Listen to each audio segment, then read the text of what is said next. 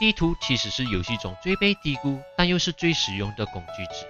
它不只能帮你导航回家那么简单，它还能缩放成巨大地图，甚至拿来当作像素艺术。在这个视频中，我将带你了解制图的所有知识。在制作地图之前，如果你没有制图台，那么你只能使用地图的基本功能，而不能做其他的事情。要制作制图台，你只需要将4个木板和2张纸像这样摆放在工作台上，就能制作而成。该物品在整个游戏中仅有2个用途。第一个是给村民一个工作站，你可以看到这只是把失业的村民转换为制图师，它主要提供地图相关的东西，例如领地探险家地图、空白地图，甚至是旗帜都可以在这里买到。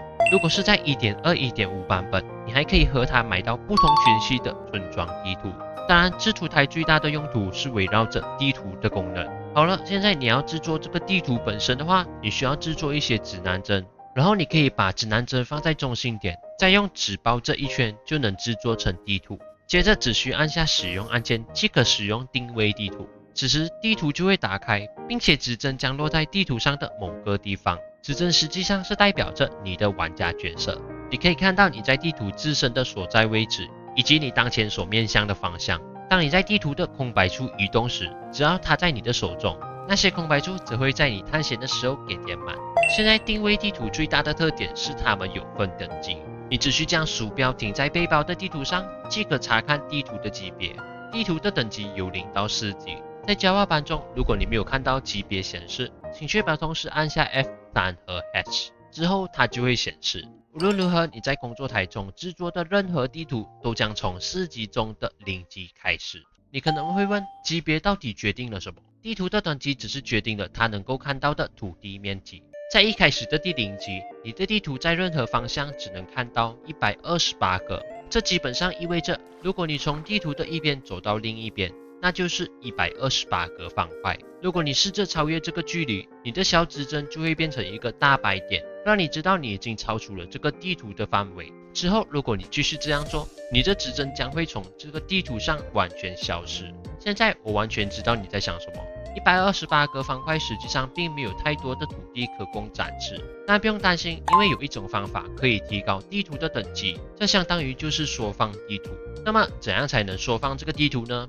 这是你可以在工作台或制图台上做的同一件事。基本上，如果你在工作台上放上8张纸和地图就会变小。或者比如说，在制图台这里，如果我们在上方放上1张地图，而地图下方放上1张纸，只需要1张纸而不是8张，我们就可以把它缩小成更小的地图，这样是不是更划算了呢？当你将它取出的时候，它将显示级别为1级，这意味着你的地图现在可以看到任何方向的256个方块。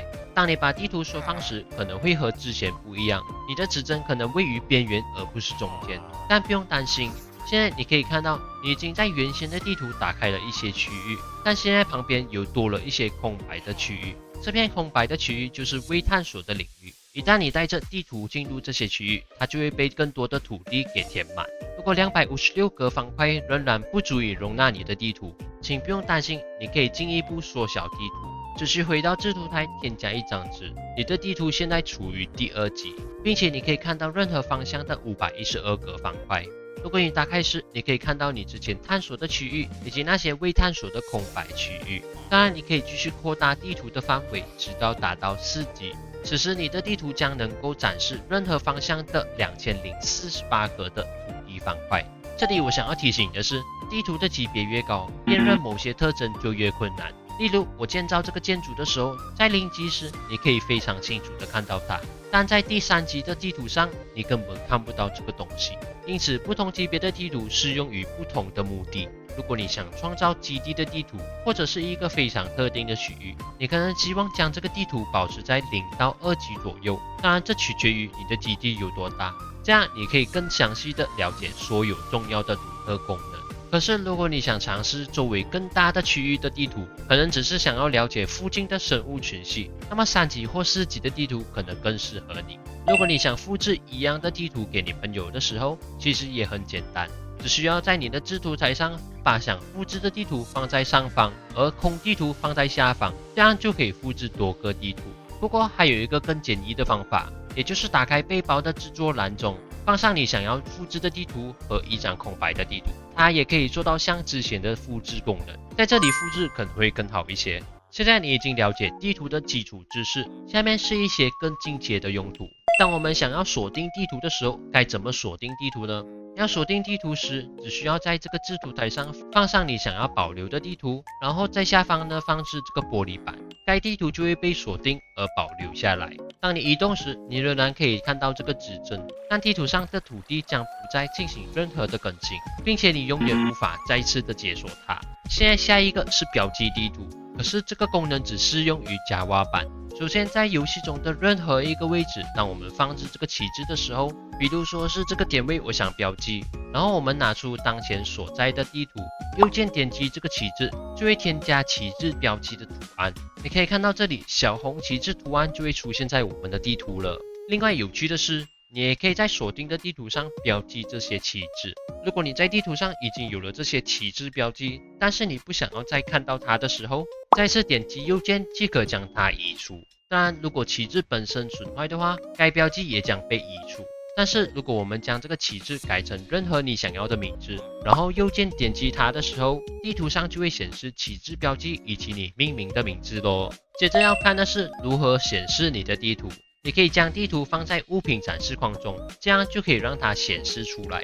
但是有些事情我们是需要注意的，例如当物品展示框有地图时，物品展示框本身的纹理实际上会发生一些变化。你可以注意到地图空白的区域在展示框中显示的时候是透明的。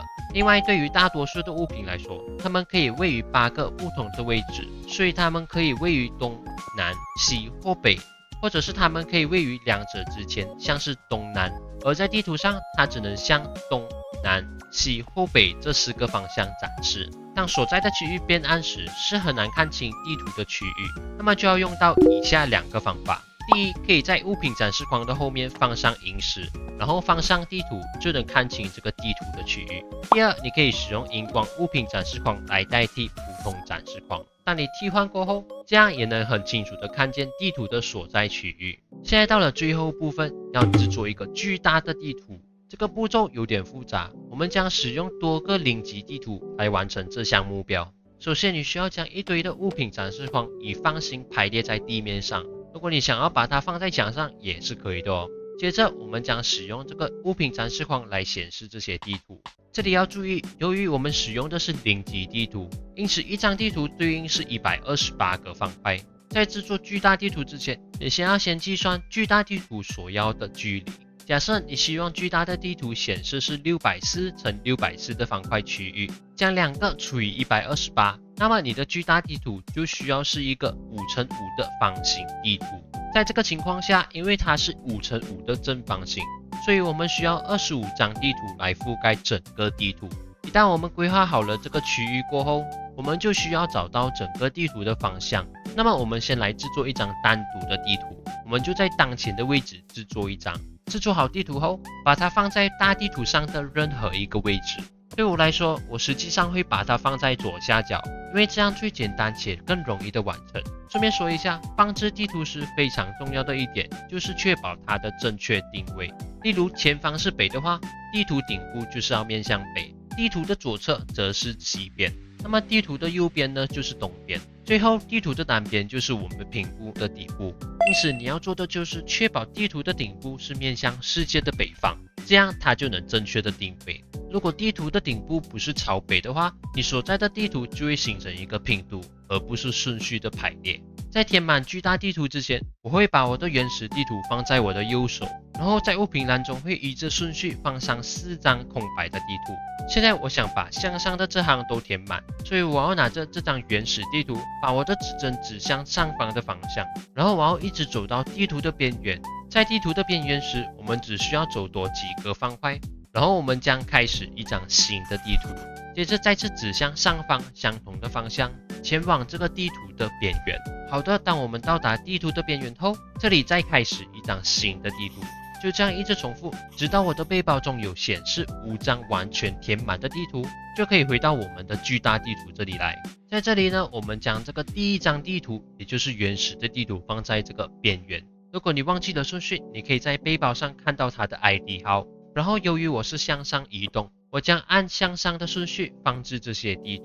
当我们放置地图的时候，我们可以注意到，如果它的位置如果有发生变化的话，我们就要调整它的方向，一直到这一个是完整的地图。接着要填充其余部分也很简单，从这里开始，我们只需要向右填充，所以只需要选择这张地图，然后我需要确保我在它的范围内，请记得始终保留你的原始地图。接着在原始地图的范围要向右前进，而不是向上，所以向右前进，直到我们到达地图的边缘。